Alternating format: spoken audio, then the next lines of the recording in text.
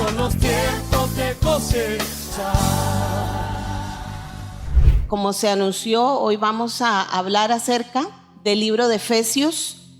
Y a ver, cuando uno, ¿quién fue a la escuela aquí? Yo creo que casi todos, al kinder, a la escuela, al colegio, universidad, lo que sea. Cuando somos estudiantes, vamos al centro educativo con los libros, con cuaderno, con lapicero, porque si no, créame que uno no retiene todo lo que escucha. Ni siquiera el 50% de lo que se oye se retiene. Entonces es muy importante que de ahora en adelante, las noches de avance, usted traiga su libreta, su lapicero, porque de por sí esto no se transmite. Bien, Yacir, muy bien, Roxa. Por ahí veo algunos, claro.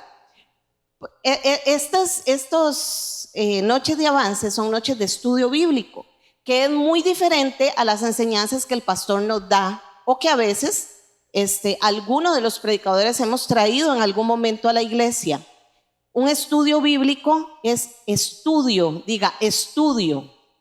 Cuando es estudio, nosotros nos damos a la tarea de ir cosita por cosita aprendiendo y entendiendo qué es lo que se nos quiere decir para poder comprender. Amén, para poder comprender, para poder tener un panorama más amplio de lo que se nos está hablando.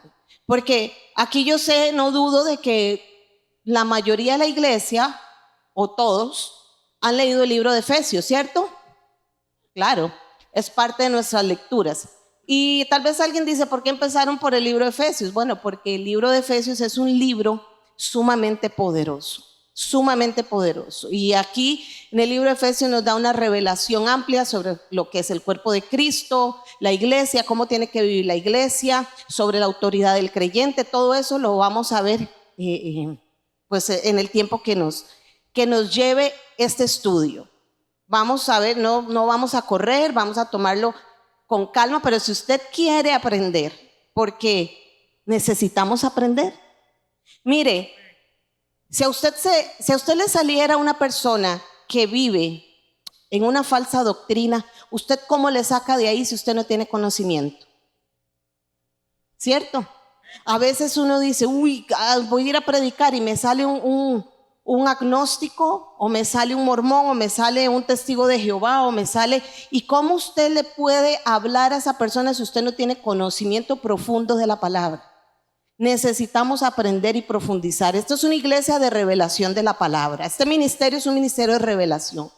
Pero ahora vamos a pasar también a la parte donde nosotros vamos a aprender no solo lo que se nos habla a través de la revelación, sino también del conocimiento, para que usted pueda tener una conversación con cualquier persona y sepa desde dónde usted está parado hablando. Amén. Ese es el propósito de estas noches de avance. ¿Okay? Entonces vamos a comenzar con el libro de Efesios. Y bueno, ya adoramos al Señor, oramos, y yo quiero que usted abra su corazón. Siempre es importante entender que los estudios son didácticos, ¿cierto? Roxanita y Yacir, que estudian y enseñan, hay que ser didáctico. Entonces hay cosas que vamos a tener que aprender, que usted las va a oír. Yo resumí un poquito de historia porque es importante que sepamos qué era Efesios, qué era esa ciudad, ¿ok? Entonces vamos a comenzar y declaramos la presencia del Espíritu Santo sobre este lugar, tomando el control, y cada corazón siendo una buena tierra y recibiendo, y también que este vaso de barro pueda ser de bendición para usted. Amén. Entonces estamos con el libro de Efesios. Por ahí hay unas diapositivas y vamos a irlas viendo, porque la gente para aprender es más visual que otra cosa. Entonces conforme nosotros vemos, como que se nos pega un poquito más, ¿verdad? Vamos a hablar un poquito sobre la introducción. El libro de Efesios es un libro que tiene 6 capítulos, ¿ok? Cualquiera diría, es poquito. No, créame que si este estudio se profundizara más de lo que yo he tratado de compilar, si esto se profundizara más, nos lleva, imagínense, años. Cuando hablamos de que vamos a hacer un estudio, es que vamos a ir verso por verso, y créame que verso por verso es llevar muchas veces palabra por palabra. Para los que saben o para los que no saben, eso se llama hacer una exégesis. Una exégesis es agarrar palabra por palabra, buscar el significado y darle un sentido más claro a la observación que estamos haciendo de un texto bíblico, ¿ok? Entonces, así es como más o menos vamos a ir. En esta noche yo espero en el Señor que me dé tiempo por lo menos de ver los primeros 3 versículos del capítulo 1. Amén. Entonces vamos a ver un poquito de historia. Dice que por un largo periodo, ya podemos poner la diapositiva 1, por un largo periodo de más o menos 2500 años, la ciudad de Éfeso fue una de las ciudades más grandes del mundo. No solo eso, sino que también ahí en Éfeso se encontraba un templo muy importante, que era el templo de Diana o el templo de la diosa. No sé si, no, todavía no lo tienen, ok, no importa, voy hablando. O el templo de la diosa, no, es que no lo tienen, de la diosa Artemisa. No sé si alguien ha escuchado hablar acerca de esto, pero es importante que sepamos qué pasó ahí, porque el ministerio de Pablo cuando llegó a esa ciudad de Éfeso causó una gran revolución y evidentemente ahorita vamos a entender por qué revolucionó tanto la llegada del evangelio a una ciudad como Éfeso, que era una ciudad sumamente grande, era una ciudad donde había muchísima influencia comercial también, porque ahí había un puerto en esa ciudad de Éfeso y ahí llegaban mercancías, era un lugar de comercio, ¿ok? Entonces, ahí en Éfeso se encontraba, hago referencia a este templo de Diana, había muchas más otras cosas, pero esto era lo más importante. En Éfeso había mucha adoración a ídolos, a estatuas, pero Diana era una de las más importantes de ese lugar y se le llamaba o se le conocía también como la diosa Artemisa. Ese templo, ¿alguien ha visto alguna vez el Partenón en Roma? ¿O ha visto imágenes o qué sé yo? Este templo de la diosa Diana o Artemisa era 4 veces más grande que el Partenón. Una cosa enorme. Tenía 127 columnas hermosas, talladas, de mármol, unas cosas preciosas, artísticamente talladas y pintadas de la mejor manera posible. Ahora, ¿quién era Diana? ¿Y quién era Artemisa? Artemisa o Diana era la diosa de la fertilidad ahí en Éfeso. Ok, ahí tenemos dice que se encontraba una de las 7 maravillas de la antigüedad, que era el templo de Artemisa o Diana, y ella era la diosa de la fertilidad. ¿Y qué era lo que pasaba ahí? Ok, Artemisa, por ahí hay una imagen. Artemisa era una estatua de madera llena de pechos. Eso que usted ve ahí son puros pechos. Es una mujer llena de pechos.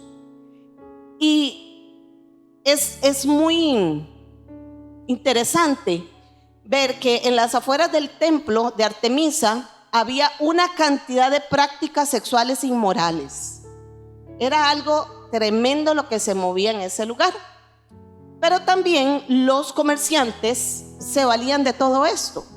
No solo adoraban a la estatua de Artemisa, sino que también se valían de la venta de santuarios o templecillos pequeños para que todos los visitantes que llegaban al templo de Artemisa pudiesen comprar, y con eso había una gran afluencia económica y comercial en el lugar. Entonces esa era una de las mayores fuentes económicas en ese sector afuera del templo, que era la venta de esas imágenes, estatuas o lo que sea. Ahora, ¿por qué les toco esto? Hay muchísima más historia que hablar, pero para mí esto es de lo más importante para que nos dé como un lanzamiento a lo que vamos a entrar. Pablo escribió más adelante en la carta a los Corintios, capítulo 16, versículo 8 y 9. Él dice: pero estaré en Éfeso hasta Pentecostés, porque se me ha abierto una puerta grande y eficaz. Y viene una línea que nos conecta con lo que estamos hablando. Dice: aunque muchos son los adversarios. ¿Qué fue lo que pasó? Pablo llegó a ese lugar de Éfeso. Imagínese usted quién fue Pablo. Más adelante lo vamos a ver. muchos lo saben, otros que tal vez son más nuevitos en el Señor o no, todavía no han profundizado estas historias, pues vamos a ver un poquito quién era Pablo. Pero lo que pasó es que Pablo, cuando llegó a Éfeso, le botó el negocio a los comerciantes. Por eso es que Pablo dice ahí que se le había abierto una puerta grande, porque en Éfeso se comenzó a correr la palabra de Dios de una manera extraordinaria. Pero también se le levantaron muchos adversarios a Pablo. ¿Por qué motivo? Porque les estaba botando su negocio. Al hablar de Jesucristo, al llevar la predicación del evangelio, se produjo un resultado. El resultado fue empobrecer a todos esos comerciantes.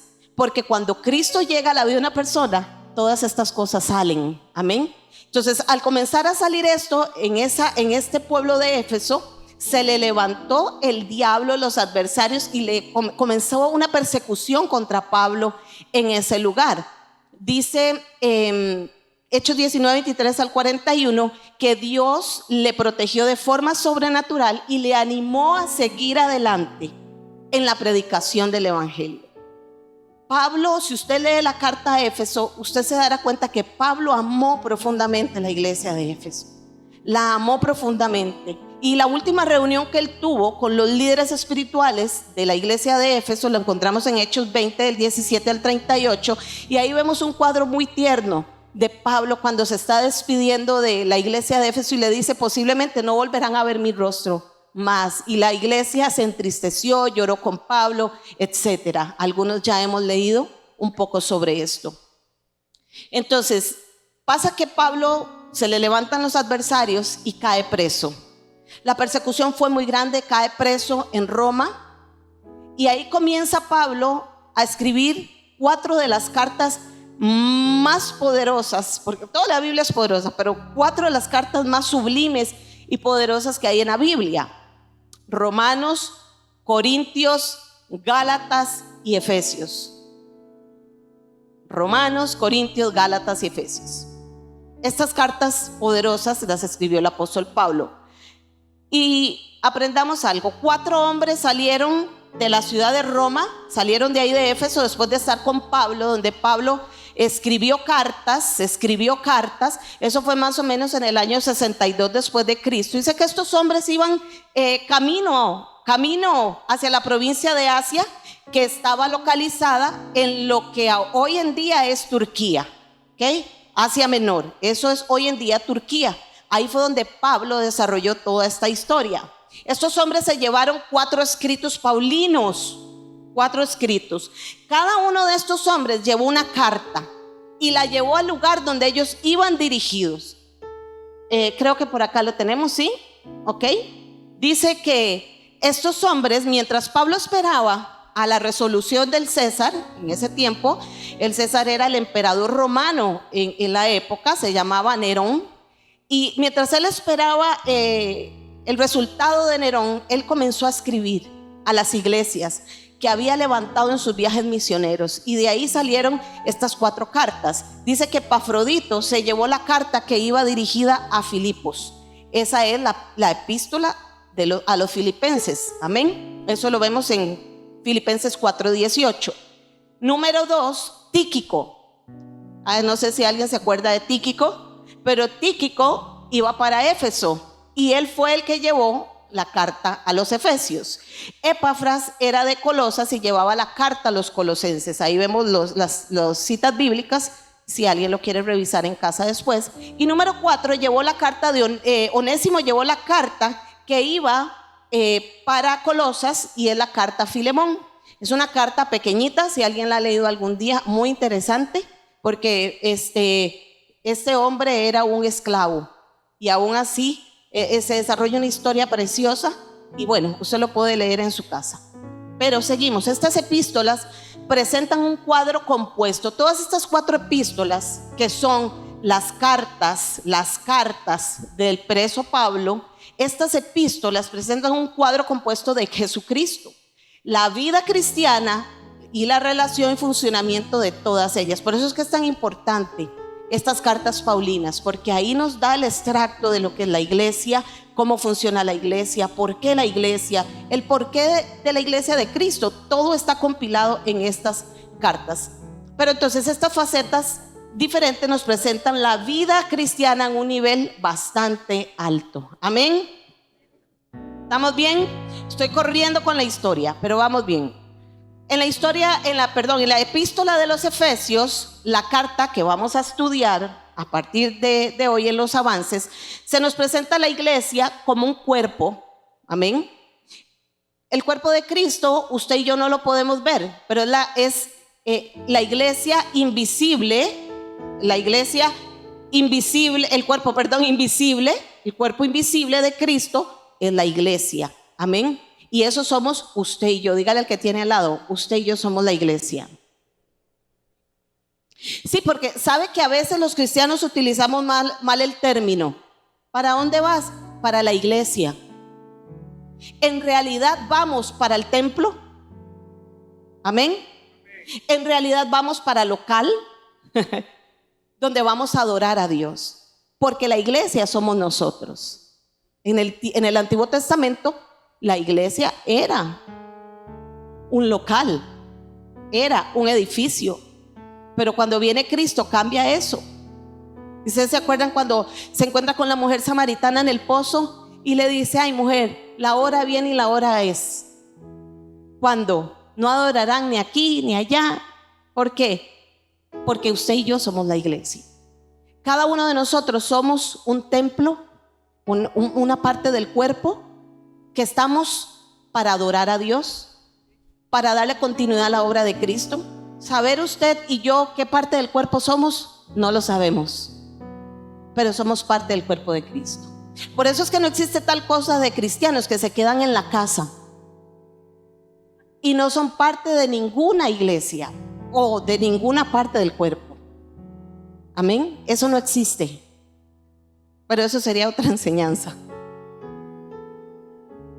Hablando de una manera global, podemos decir que la iglesia es la obra, oiga esto, es la obra de arte de Dios. Dígale al que tiene al lado: tú eres la obra de arte de Dios. ¿Sabe por qué? Porque es más hermosa que cualquier templo construido de manos. Así es como Dios nos ve, y tenemos que pedirle revelación a Dios de entender lo que es realmente el cuerpo de Cristo, la iglesia. Cuando hablo de iglesia, estamos hablando de todos nosotros, más todos nuestros hermanos que están alrededor del mundo, que han creído en Jesucristo y que lo han hecho Señor de sus vidas, pasan a ser parte del cuerpo. Necesitamos pedirle revelación al Señor. ¿Sabe por qué? Por eso cuando se toma la Santa Cena dice que hay que saber discernir el cuerpo. Porque cuando nosotros aprendemos a discernir el cuerpo, lo que estamos haciendo es aprendiendo a discernir la iglesia. Y cuando nosotros aprendemos a discernir la iglesia, ahí se acaban las murmuraciones y las burlas hacia los hermanos. Se acaba la contienda, se acaban las divisiones. ¿Por qué? Porque usted mismo, a ver, ¿aquí alguien sería capaz de agarrar un cuchillo y cortarse un dedo?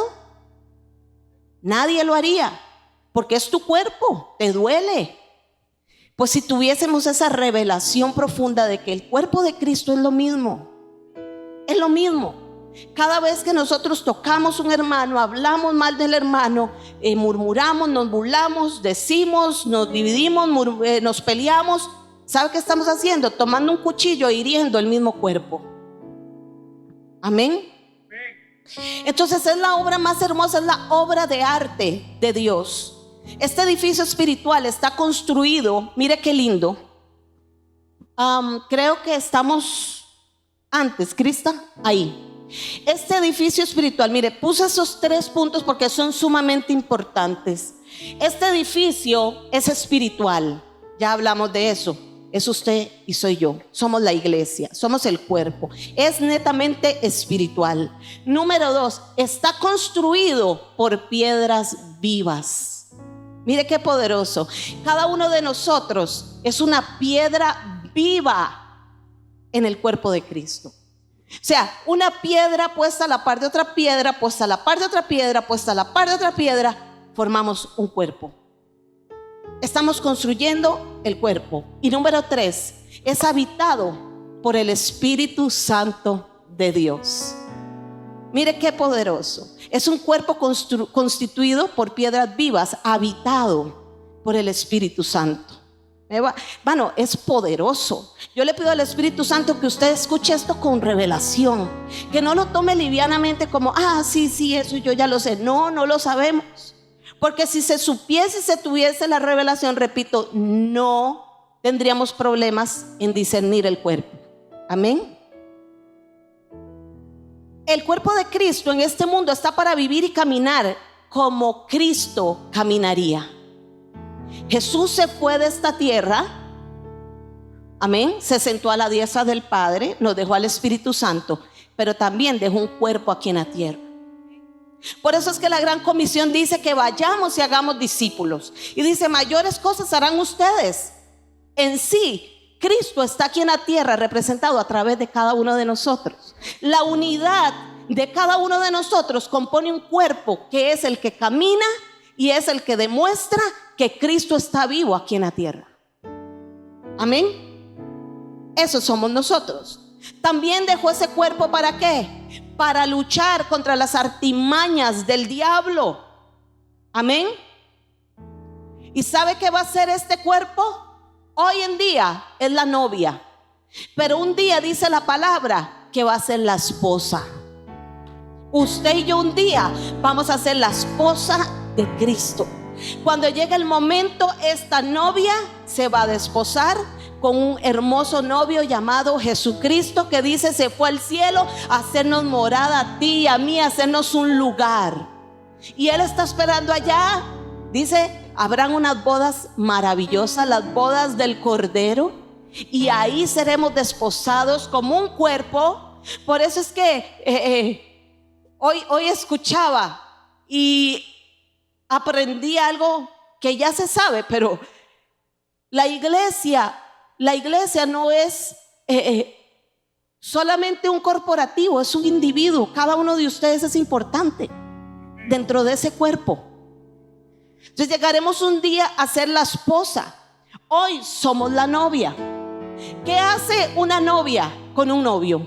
En ese tiempo de noviazgo se conocen, se miman, tienen intimidad de hablar, de compartir, de conocerse a profundidad, de saber qué le gusta, qué no le gusta, ¿cierto? Eso hace una novia y un novio. Eso es lo que la iglesia tiene que hacer con Cristo, porque somos la novia. Tenemos que conocer a nuestro novio, a Jesús. Amén. Pues resulta que ahí en Éfeso se convirtió un gran número de personas a Cristo. Ese evangelio de Cristo en Éfeso fue sumamente efectivo, más que en cualquier otro lugar y en cualquier otra época del mundo. Y dice que aquella iglesia fue la de más alto nivel espiritual. Si usted ve, también es importante entender que esta carta a los Efesios se envió para todas las iglesias del lugar. No solamente era escrita para Efesios. ¿Cuántos saben que la palabra de Dios es viva, eficaz? ¿Cuántos saben que la palabra de Dios dice: sécase la hierba, marchítese la flor, pero la palabra del Dios nuestro permanece para siempre? Por eso es que usted nunca puede leer la Biblia pensando: no, esto ya no es para mí, esto era para la iglesia de Efesios. No, porque la palabra de Dios permanece para siempre. Ella está viva, no importa cuándo la leamos. ¿Cómo es posible que la leyó la iglesia primitiva, como en los años 30 después de Cristo, y siguió hasta la iglesia moderna de hoy, y sigue siendo una palabra poderosa? Sigue teniendo efecto en el que la lee, en el que le es revelada. Porque la palabra de Dios no está sujeta a tiempo, a espacio, a lugar, no está sujeta a circunstancia. La palabra de Dios siempre está viva para cualquier momento, en cualquier época, en cualquier generación, en cualquier cultura, en cualquier etnia. Miren el poder inmarcesible de la palabra de Dios. Entonces, esta carta fue llevada a las iglesias de la región. ¿Y cuáles son las iglesias de la región donde Pablo había hecho sus viajes? Son las iglesias que habla el libro de Apocalipsis, las 7 iglesias. Esas son las iglesias donde llegaron. Esta carta fue leída a todas las iglesias y esa carta hoy en día tiene el mismo poder, amén, para usted y para mí. Está presente hoy para cumplirla, estará presente mañana también para cumplirla. En la epístola de los Efesios es muy lógica. Les dije que tiene 6 capítulos. Los primeros 3 capítulos, escuche, nos habla sobre el llamado celestial de la iglesia. Los primeros 3 capítulos. Y esos son capítulos netamente doctrinales. ¿Qué es doctrinal? Como de aprendizaje, de establecimiento, de entendimiento. Son los primeros 3 capítulos de Efesios. Y los últimos 3 capítulos son capítulos prácticos. Amén. Prácticos sobre la conducta terrenal de la iglesia. Amén. Es importante que sepamos esto. La iglesia tiene una cabeza. La cabeza es Cristo, lo sabemos todos, ¿verdad? Él está en el cielo y aquí está el cuerpo. Entonces, donde la iglesia va, ahí va la cabeza. Donde la cabeza va, ahí va el cuerpo. Amén. Y los pies de la iglesia, pero los pies de la iglesia están aquí abajo en la tierra. Vamos a ver rápidamente ahí la sección. Esto es un bosquejo más o menos. No es tan importante, pero sí es importante para llevar un orden de lo que vamos a aprender en este tiempo. Básicamente está dividido en 3. El primero es el llamado celestial de la iglesia. Del capítulo 1 al 3, la iglesia es un cuerpo, capítulo 1. La iglesia es un templo, capítulo 2. La iglesia es un misterio, capítulo 3. Ustedes han visto a Pablo cómo habla acerca del misterio de Cristo, ¿verdad? Pues vamos a ver Dios qué nos enseña. Sigamos a la siguiente. Dice que la segunda sección, que es una sección práctica, la conducta terrenal de la iglesia, capítulos 4 al 6. La iglesia es un hombre nuevo, capítulo 4. La iglesia será una esposa, capítulo 5. Y la iglesia es un soldado, capítulo 6. Es poderosa esta carta a Efesios, amén. Así que vamos a empezar después de esa introducción que me tomó, ¿cuánto? 20 minutos. Vamos a ver hasta donde quedemos ahí. Efesios 1, 1 y 2. Usted tiene una Biblia ahí, búsquelo. Efesios 1, 1 y 2. Y vamos a leer en Reina Valera. Yo quiero que usted entienda algo bueno, importante. Todas las traducciones son buenas, las que la Biblia nos pone ahí, pero son como extensiones de algo. La traducción que siempre el cristiano debe de tener en primer lugar es la Reina Valera 60, porque la Reina Valera 60 es la traducción que se hizo del griego directamente al Nuevo Testamento. El Viejo Testamento se escribió en hebreo, el Nuevo Testamento se escribió en griego y se tradujo, ¿ok? Hay una historia completa sobre eso, pero solo les quiero decir, leamos siempre la Reina Valera 60 y las demás traducciones nos sirven para ampliar el conocimiento. Entonces vamos a ver Efesios 1 y 2 y dice, ya casi lo vamos a leer, pero escribí esta introducción para el 1 y 2. Este libro por una parte nos eleva para contemplar las riquezas espirituales de los creyentes en los lugares celestiales. Alguien dice, sí, yo he leído eso. Sí, pero no lo sabemos, no se nos ha sido revelado. Dígale al que tiene al lado, hay riquezas espirituales para ti. También nos enseña cómo debemos vivir los cristianos en la tierra. Nos inspira también para hacer frente a los problemas que se nos presentan a nivel interpersonal, complejas situaciones de la convivencia con otras personas. Todo esto nos habla la carta a los Efesios, amén. Al llegar a estudiar esta epístola de los Efesios, yo quiero que hagamos una oración, porque aquí vamos a arrancar ya con lo que es los capítulos de Efesios, versículos, y yo quiero que hagamos esta oración que tengo aquí puesta en una de las diapositivas. Quiero que oremos esto en el nombre de Jesús, porque sabe, le contaba yo a mi esposo que el libro de Efesios lo comparan con el libro de Apocalipsis. ¿Alguien ha leído aquí el libro de Apocalipsis y ha quedado como, solo me acuerdo de los cachos? Son libros profundos. Y yo después dije, ay, orando, Señor, ¿en qué me metí yo? Pero bueno, el Espíritu Santo nos ayuda en nuestra debilidad. Vamos a hacer esta oración en el nombre de Jesús. Dice, Señor, yo quiero que usted la haga conmigo al contar 3, 1, 2 y 3. Diga conmigo, Señor, oramos pidiendo que tú hagas que esta epístola a los Efesios sea algo viviente y real a nuestros corazones, y lo hacemos rogándolo en el nombre de nuestro Señor Jesucristo. Amén, amén, amén, amén. Claro, denle un aplauso al Señor. Necesitamos que esta carta a los Efesios sea real y viva en nosotros, amén. Así que comenzamos con el capítulo 1, versículo 1 y 2. Dice, Pablo, apóstol de Jesucristo. Aquí estamos hablando sobre el saludo. Dice, Pablo, apóstol de Jesucristo, por la voluntad de Dios, a los santos y fieles en Cristo Jesús que están en Éfeso. Todos habíamos leído esto y decimos, sí, a veces hasta lo brincamos, ¿verdad?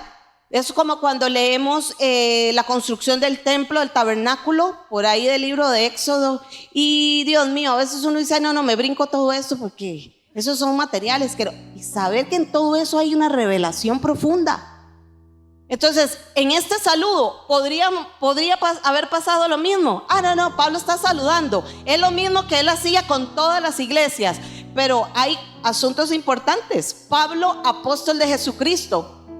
¿Sabe que esta introducción que Pablo le hizo al libro de Éfeso es la más breve de todas las introducciones a las cartas paulinas? Es breve porque como les dije ahora, esta carta fue enviada a Éfeso, pero era en realidad destinada para todas las iglesias de la época, del área, amén. Y también pues para nosotros. Dice Pablo aquí. ¿Alguien sabe quién era Pablo? Pablo, el famoso Saulo que perseguía a la iglesia. Saulo fue un hombre, Dios mío, el pastor nos dio un poquito del currículum de Pablo, si no me equivoco fue el domingo, ¿verdad?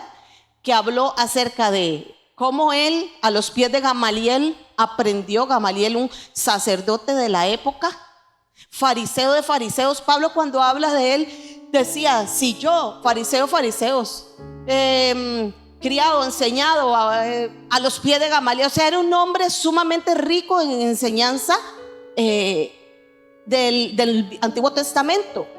Y Pablo Saulo en ese momento, al encontrarse que la iglesia estaba creciendo en número y que muchas de las cosas que la ley prohibía o la ley establecía, ahora después de que Cristo vino, murió y resucitó, se estaban haciendo diferente a lo que él había aprendido. Eso causó en Pablo y en muchos religiosos de la época una conmoción tan fuerte que Pablo iba a los emperadores y le pedía cartas certificadas, selladas por los anillos de los emperadores, donde él pudiera llegar a las ciudades, a las iglesias y apresar a los cristianos y matarlos. Entonces, ese era Saulo. Pero qué maravilloso es entender que a Dios no le importa cuál haya sido nuestro pasado. No importa cuánto nosotros, porque este es uno de los misterios del evangelio. ¿Cómo es posible que un hombre violó y mató a un montón de mujeres? Y si ese hombre se arrepiente hoy mismo, las cosas viejas pasan y todas son hechas nuevas. Y eso nos arde a muchos de decir, pero ¿cómo es posible? Si le hizo daño a tantas familias, si mató a un niño. ¿Qué siente usted cuando yo le digo un hombre, una mujer que mata a un niño, maltrata a un niño? Muchos decimos es digno de cárcel y hasta de muerte. Eso fue lo que pasó con Saulo. Saulo no le importaba quién era, qué estatus tenía, si eran niños, adultos, mataba por igual, porque el ardor de él de defender la ley lo hacía que él se levantara en contra de todos ellos. Entonces Pablo, todo esto lo encontramos en Hechos 9, cuando va Saulo a pedir una carta para apresar cristianos en Damasco, pero Jesús le tenía una preparada. ¿Y a cuántos a veces Dios no nos ha atravesado el caballo en algo? Vamos ceñidos a hacer algo o a decir algo. Ve, hermano, yo reconozco, Dios ha tenido que moldear mucho mi carácter. Y yo a veces se me quiere salir el viejo hombre y yo quiero decirle a alguien, ¡ah! Y yo digo, se lo voy a decir cuando lo vea. Y cuando llego, sí, está bien, no te preocupes. Gloria a Dios. Eso es Jesús atravesándonos el caballo.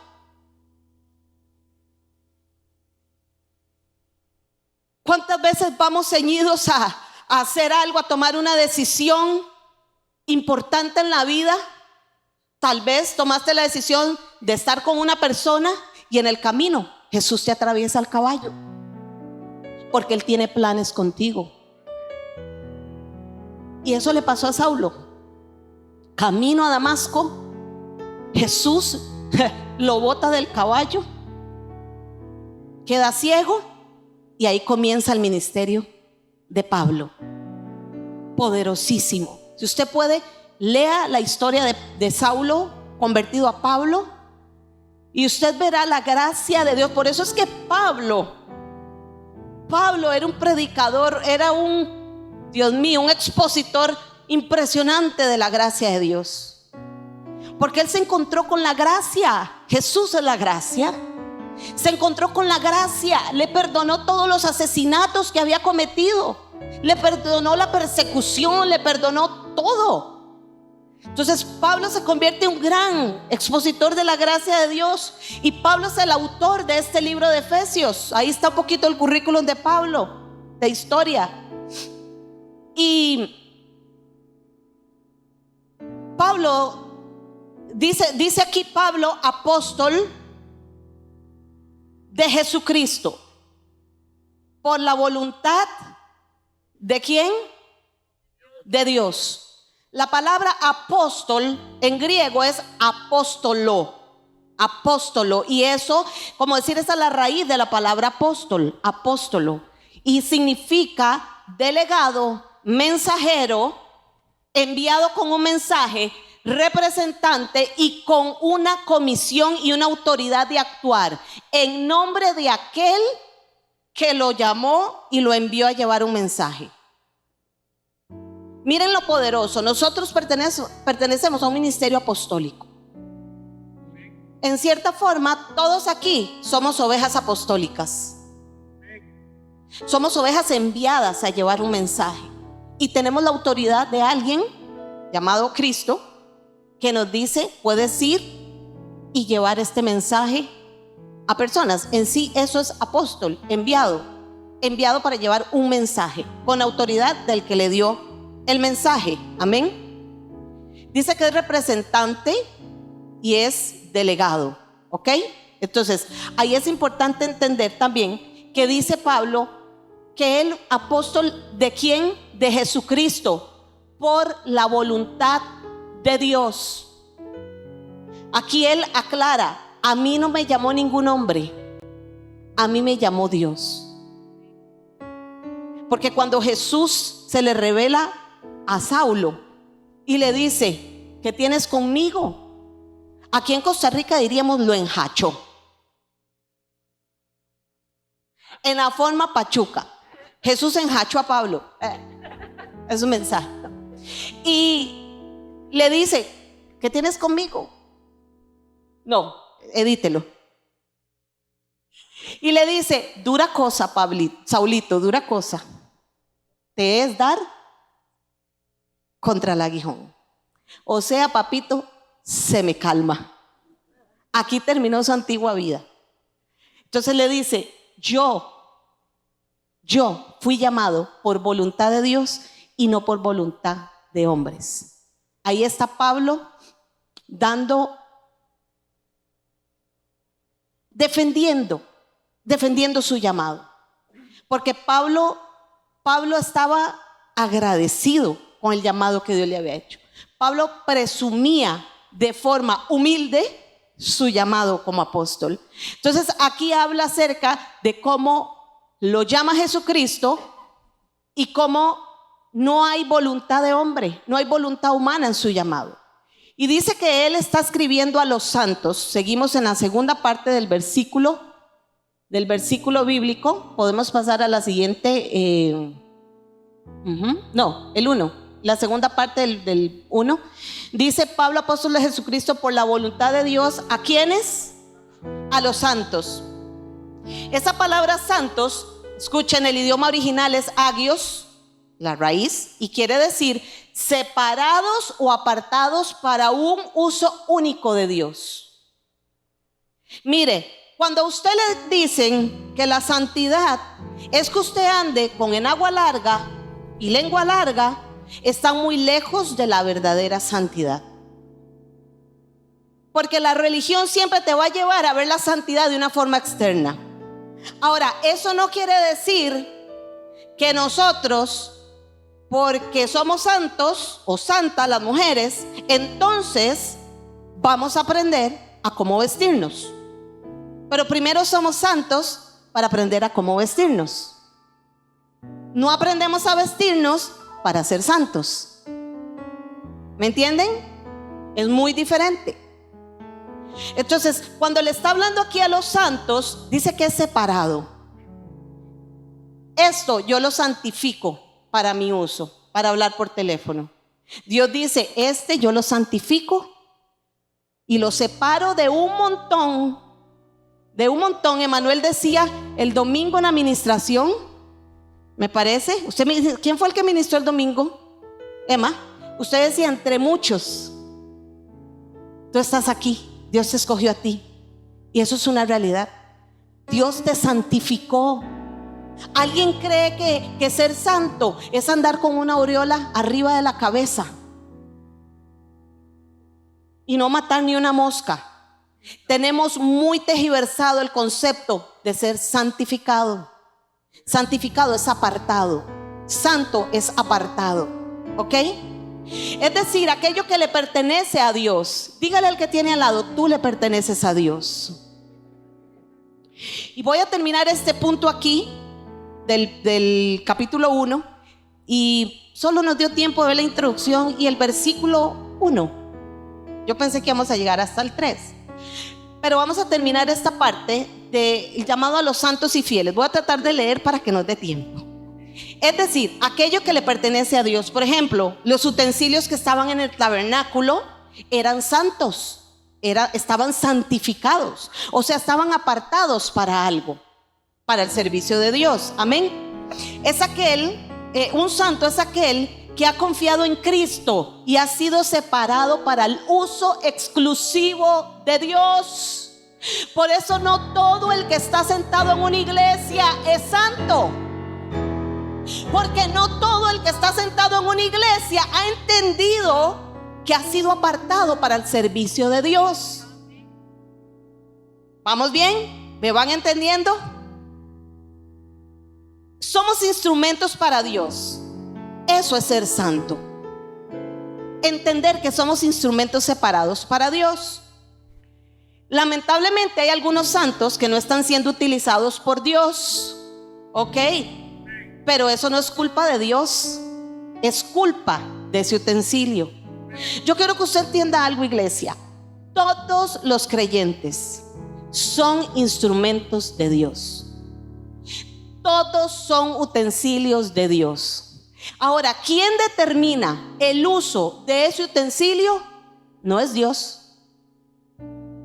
Somos nosotros. Y yo ahorita se lo voy a leer aquí.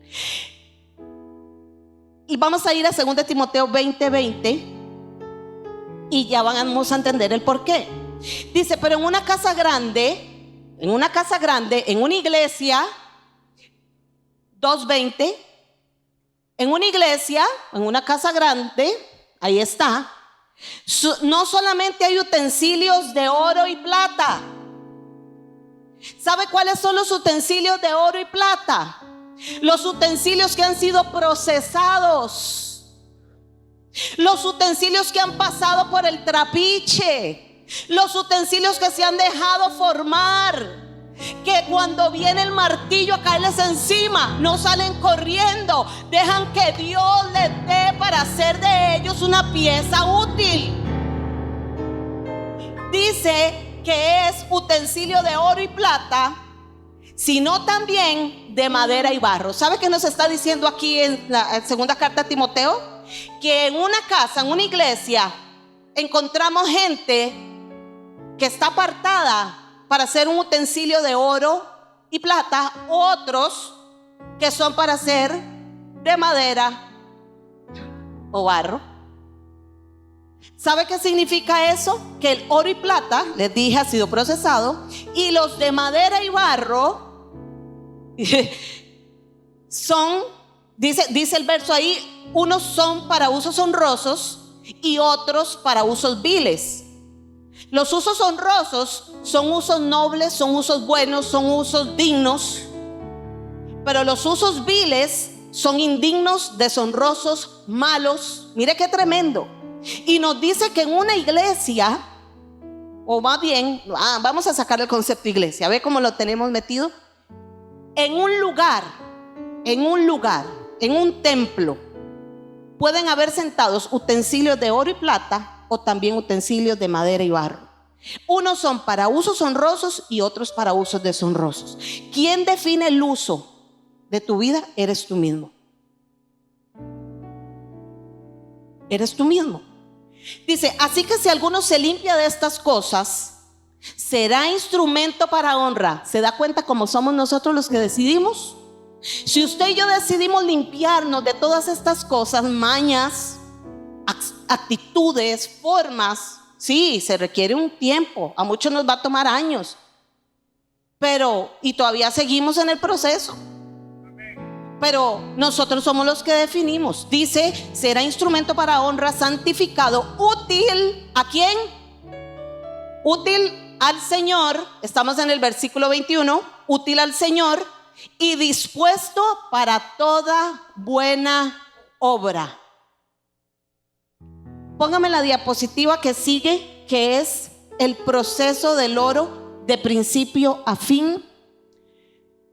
No se ve muy bien, pero ahí hay 6 pasos de cómo el oro es sacado. Dice que primero, rápidamente, exploran un lugar. Segundo, está en la parte del minado. Tercero, mire todo el proceso, porque a veces queremos como ser cristianos flash, ¿verdad? Número 3 es que casi no lo veo aquí, está muy pequeñito y allá menos. Ay, Dios mío, vamos a ver, se me perdió el 3. El número 3 dice que lo cargan y lo acarrean, lo llevan en los camiones. El número 4 dice que pasa un proceso de luxiviación, que es un proceso donde lo meten en unos químicos para ir limpiando. Número 5 dice, vamos a ver, número 5, ay Dios, no logro verlo, qué pena, estos ojos están sanos. Número 5 dice que lleva el proceso Merrill le llaman, que es un proceso donde lleva calor fuerte, y el número 6 lo llevan a 1200 grados centígrados para darle el color doradito. Imagínense todo el proceso que lleva el oro para que sea oro. Entonces, ¿cómo queremos ser instrumentos de oro o plata? Bueno, eso es para el oro o la plata. ¿Cómo queremos ser instrumentos de oro o plata si evadimos los procesos de Dios en nuestra vida? Digamos, nadie llega a un lugar si no ha sido procesado. El proceso es parte del crecimiento. El proceso es parte de la unción. Porque si no hay proceso, la unción mata a una persona y mata a otros también. Entonces necesitamos entender que somos utensilios, todos. Ahora yo te hago una pregunta a ti, defínete. ¿Qué tipo de utensilio quieres ser para la casa de Dios?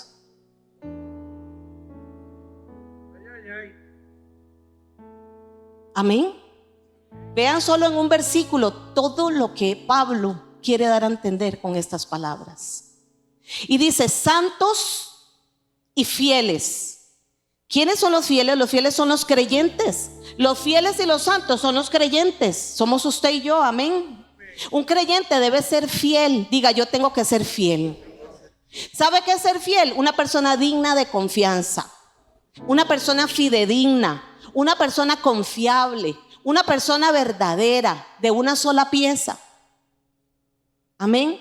Eso es un fiel. Un creyente es una persona que ha creído y confiado en Cristo, y un santo también.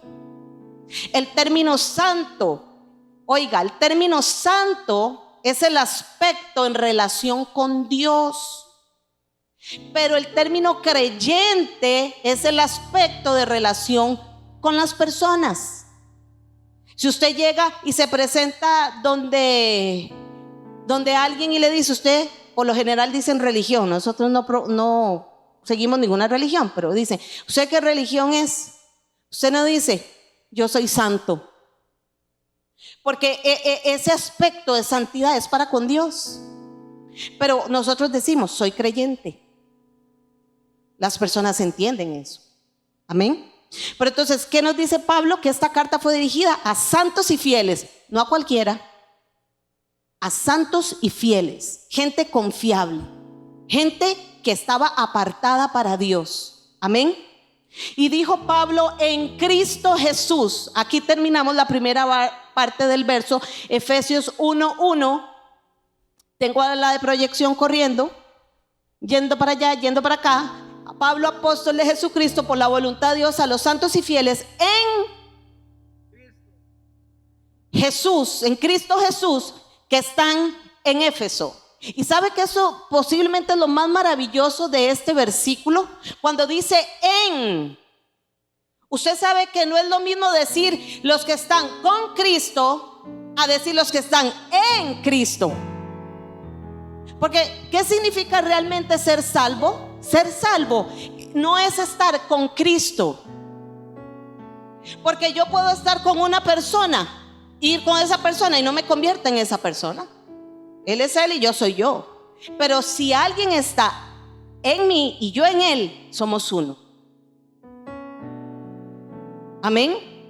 Unido a Cristo por el bautismo del Espíritu Santo. Eso es una persona salva. Salvo es estar en Cristo, unido a Cristo por el bautismo del Espíritu Santo. Eso lo puedes encontrar en 1 Corintios 12 y 13. Hemos sido colocados en el cuerpo de los creyentes, ¿ve? En el cuerpo de los creyentes. En 1 Corintios capítulo 6 versículo 17, el apóstol Pablo dijo, pero el que se une al Señor, un espíritu, diga, uno, ya no son dos, es uno solo. Un espíritu es con él. Diga, yo le pertenezco a Cristo. ¿Sabe qué, iglesia? No hay nada más hermoso que eso. No hay nada más maravilloso que eso. Pertenecerle a Cristo. Qué poderoso. Porque también Pablo dijo en Romanos 8:1, ninguna condenación hay para los que están no con Cristo, en Cristo Jesús. Estar unido a Cristo es el gran logro de la salvación. Permaneced en mí, yo en vosotros. Juan 15:4 dice, permaneced en mí y yo en vosotros. Nosotros estamos en Cristo, unidos a Cristo, dentro de Cristo. Miren, esto es sumamente profundo. Usted está metido dentro de Cristo en lugares celestiales. Y Cristo está metido en nosotros aquí en la tierra. Sabe que por eso es que cuando el Padre vuelve a verte a ti o a mí, cuando el Padre vuelve a ver a Julio Araceli, no ve a Julio Araceli, no ve los yerros de ellos. ¿Sabe qué ven? Al Cristo que está dentro de ellos. Cuando el Padre vuelve a verte a ti, ve al Cristo que está depositado dentro de ti.